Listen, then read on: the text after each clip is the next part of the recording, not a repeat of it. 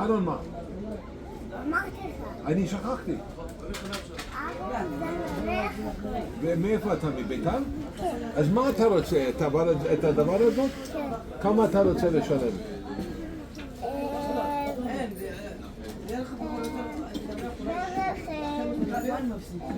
אבל זה 100 שקל. כן, אני משלם 100 שקל. אתה רוצה לשלם 100 שקל? כן, יש לנו 100 שקל. 3. אתה רוצה לשלם מה? 300 שקל? לא, זה 100 שקל. אני יודע, זה 100 שקל. אוקיי, תביא לי. כמה אתה רוצה לשלם? 20 שקל. מאיפה יש לך את כל הכסף הזאת? $103? עשיתי שנור.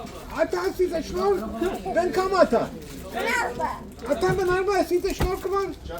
ואתה רוצה גם הנחה? אתה רוצה הנחה? כן, שלום לך.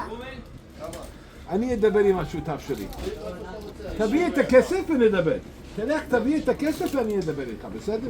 הכסף מדבר. אם אני לא רואה כסף, אני לא יכול לדבר איתך.